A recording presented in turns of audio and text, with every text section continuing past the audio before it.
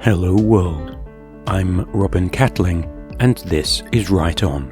Join me in my author journey as I delve into the craft of writing, bringing you tools, tips and lessons learned the hard way so you don't have to.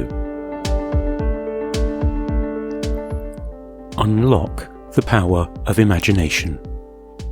It's almost miraculous how a book can unlock the power of imagination.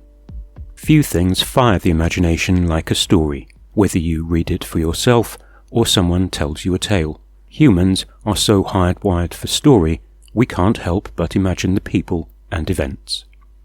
The best stories unlock the power of imagination within the reader. Now here's the kicker. That power is unique and unpredictable within every reader. You make the movie in your head. Consider.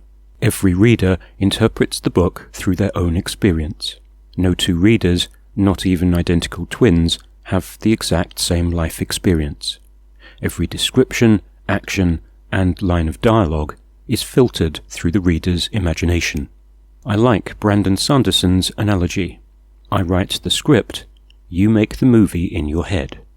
It accounts for the wildly different views of works of fiction.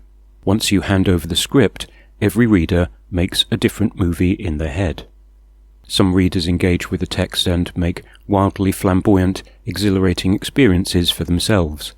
Others put down the same text after the first scene. It's an uncomfortable truth for some writers. The book belongs to the audience. Books are participatory. Sanderson alights on a truth a lot of authors ignore. However much blood, sweat and tears, heart and soul an author puts into their work, it is the reader who brings it to life. Or not. New faces. Sanderson acknowledges the limits of the author's power. As a reader, I get to imagine what this character looks like. It's why we each have a different evocation of Dickens' London streets, or a different ideal of Lizzie and Mr. Darcy. Collect a sticker. Let me give you a description of my protagonist. The tall Roma girl walked gracefully through the crowd, her darker skin contrasting with the pale northerners around her. The light shone on the complex black braid hanging down her back.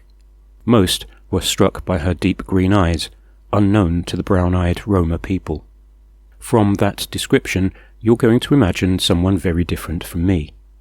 Even if I go into detail about the set of her jaw, the shape of her nose, or the expression about her mouth, we'd generate a very different E-fit image of this mystery girl. For contemporary pieces, some authors might cheat and say people often mistook her for Angelina Jolie, or this or that Kardashian. That assumes every reader knows what Angelina Jolie and assorted Kardashians look like. Those who don't will make up some media glamourpuss. Now I've put some images in your head, you think you know what Jovanka looks like. She doesn't, not in my head.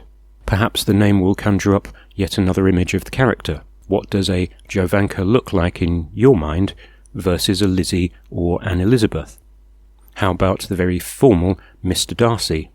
You know his full name is Fitzwilliam Darcy. What does Fitzwilliam look like? Or Fitz, or Will to his friends, William to his mother?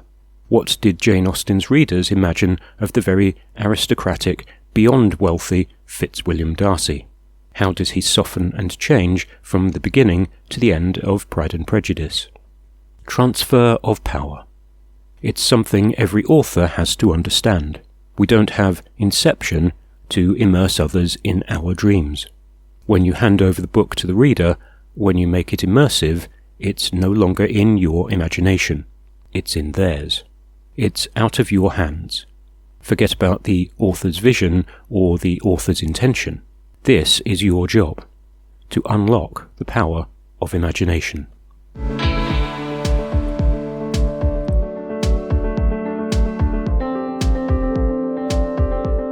That's all for this time. Thanks for stopping by. You can like and subscribe to the channel or go to robincatling.info to check out the blog.